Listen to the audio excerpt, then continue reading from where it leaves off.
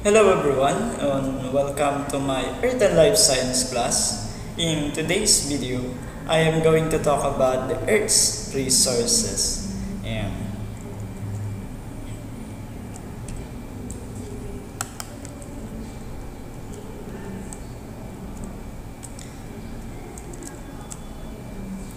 first things first. Earth's resources can be defined as a stock or supply of materials that can be obtained and used. An example of these are woods, rocks, coal, iron, gold, and the likes. So resources are things that you can gather around your surroundings, in your surroundings, and you can use them. For example, wood. Wood can be obtained by cutting down trees or gathering the pollen branches of the trees. You can use wood as a materials in building a house. You can use it as firewood, as a fuel for fire, and you can use it on furnitures as well. And how about rocks? Rocks can also be used in building a house or foundation of the house. You can use rocks as a decorations, and so that is an important resources also. How about coal? Coal is used as a fuel in generating electricity in coal power plants. And iron is used to making furnitures. What else? Iron can also be used in cooking utensils and many other application of iron. And gold is an important resource or resources because it is used as jewelries and many more. And many other resources that we do not know. And there are many resources around the earth that we can use and gather. So we can classify our resources depending on how they are being obtained and used. First, we have the ecological resource and economical resource. When we say economical resource, this is anything obtained from the environment to meet your needs and want. So an example of these are food, shelter, water, and habitat. So you need those in order to meet your demands. For example, you need food to survive, you need shelter so you can sleep safe and sound, you need water to drink, and habitat is basically the place where you live in. So another thing to remember when we are talking about economical resources is that these are the resources that you need to buy with money or using money. For example, food. You can buy food nowadays to the farmers, and so you need to spend money in order to obtain that particular resource or resources. Okay, and then shelter, of course. We need to buy land in order to build a house, and also before you can build a house, you also need to buy the materials needed for it.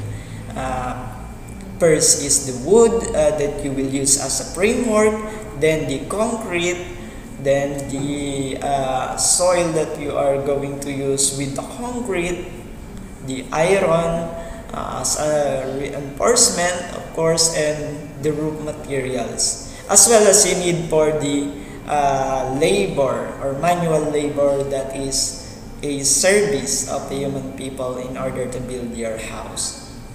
Nowadays, water is, let's say you need to pay in order to have a steady supply of water, especially fresh water. So we cannot live without water, and we have to pay the right offices for that, which is the water district, Maynilad or something similar to that. And then habitat.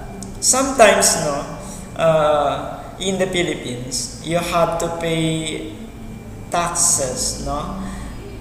In order for you to live in that particular area. So for example, you are living in an apartment, you have to pay a rent. And as a part of that particular area, you need to pay taxes in order to still access your habitat. If you do not pay taxes, you are eligible, no, to be accused of tax evasion. So always remember that when we are talking about economical resources, we are talking about everything that you need to spend money on in order to get that particular resource. And then we have the ecological resources. It is anything required the organism for normal maintenance, growth, and reproduction.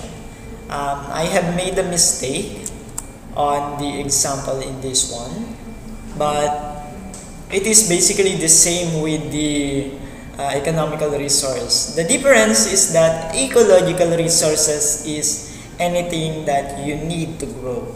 These are mandatory. This is a must, if you will. And so example of this, of course, is food. You cannot live without food.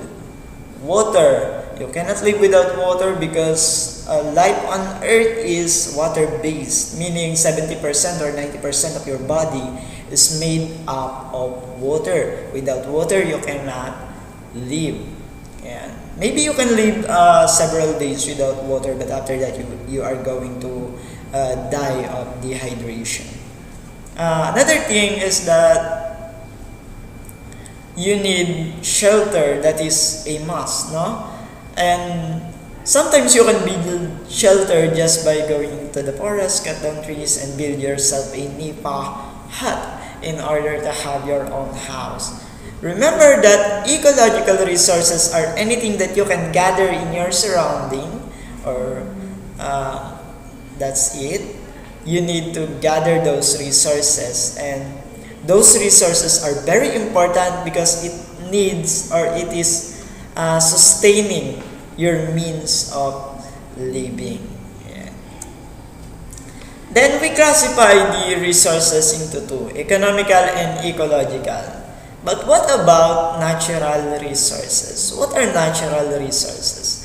When we say natural resources, we are talking about the natural capital of the planet's air, water, soil, wildlife, minerals, and natural purification. We have recycling and pest control processes. It can be classified into three: renewable resources, non-renewable, and potentially renewable. So when we talk about natural resources, these are things that you can be seen everywhere. No? These are free to get. No? These are okay to gather as long as there is a justification and there is a permit to the proper offices in order to gather these resources. So let's talk about these three types, or three classification of natural resources.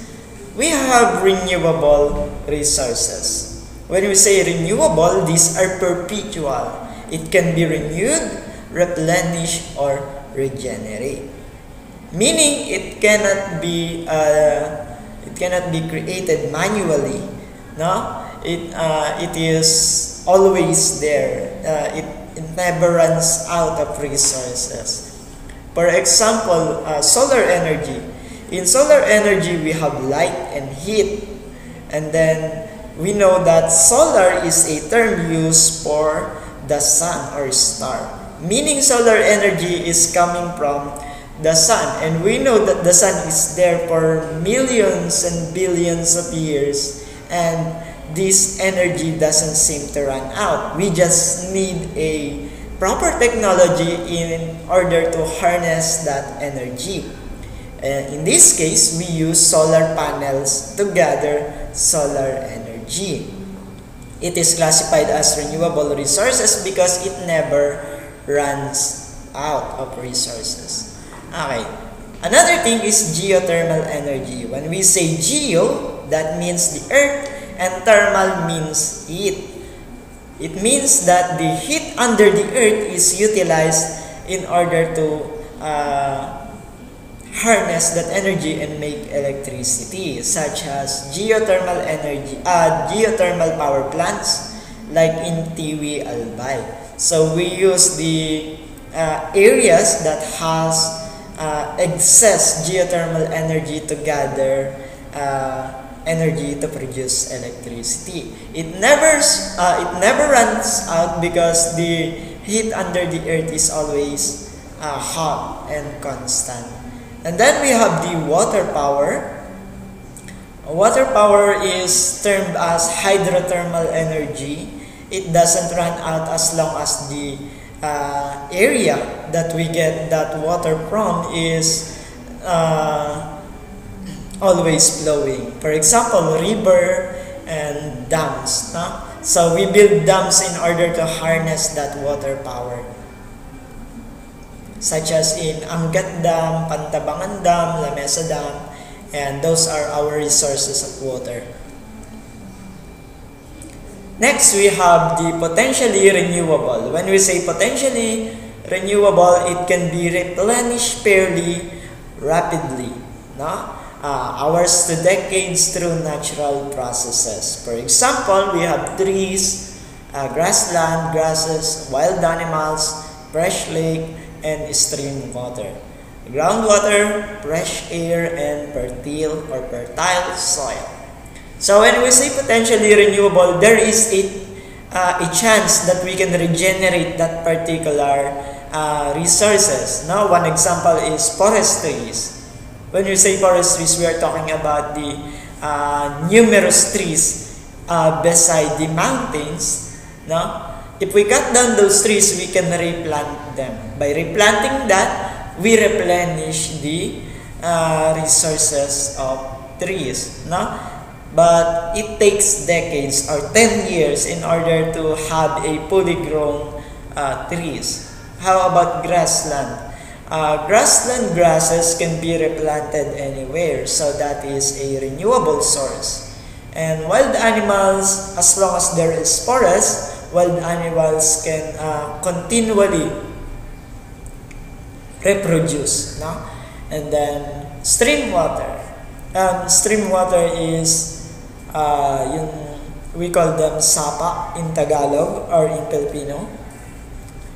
They never run out, no, unless there is a drought or tagtuyot in Tagalog.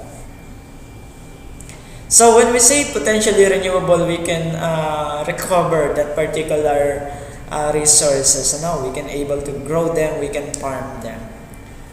The last one is the non-renewable resources. These are the exhaustible resources. It exists in fixed quantity and can be depleted much faster than they are formed. Example of these are coal, oil, natural gas, and uranium. Another is metallic mineral resources such as iron, copper, aluminum, which can be recycled. Another thing is non-metallic minerals such as clay, sand, salt. Ayan. So these are the materials that can be depleted anytime. No? For example, it exists in limited quality or limited edition things. For example, coal. Coal is a material used in making electricity in a coal power plant. So these coal are limited only. It can run out of stock anytime soon, depending on the area. And coal doesn't just coal is not something that you can replenish anytime because it will take thousands of years in order to form a small amount of coal, which we cannot afford to spend money on. And another thing is in terms of mineral resources, particularly gold, you cannot just mine gold forever.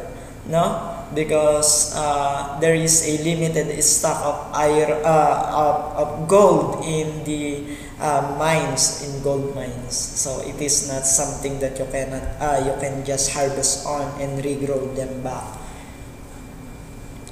Well, the same goes with the iron and copper. They are not forever existing, no? They are limited in supplies. That's why we try to recycle them. So we know that resources are somewhat important. No? It is very important in the existence of life on Earth, because without those we cannot live. No? We cannot just spend every time casually talking with each other, consuming those resources without replenishing them. So we understand that we can grow them back. Some we cannot grow them back. So how can we alleviate, or how can we reduce the consumption of these materials in order to preserve them for the next generation? How can we help Mother Earth? So first, we need to do some management, no? Like the 3 R's, meaning it is another term for waste management, no? It is known as the reduce, reuse, and recycle, which helps us alleviate the pollution and suffering of Mother Earth. So when we say reduce, we need to reduce, no, or avoid using too much or too many of these resources, no, because too much can be harmful to everyone. Reuse, when we say reuse, meaning try to use the materials again, no. For example, the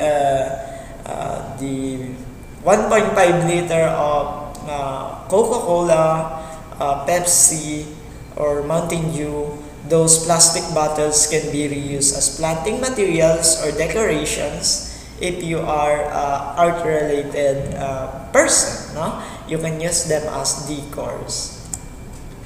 Recycle. When we say recycle, it means that the item will be transformed into raw material, and then those raw material can be used to make a new item. Now, for example, you have old newspapers, old notebooks. You can sell them on junk shop, and then the junk shop will sell it onto the recycling center, and they can make that old newspaper a raw material that can be transformed into a brand new paper. So recycling means you have to transform something into something else also. If you can still remember bakal bote, that's the term in Filipino.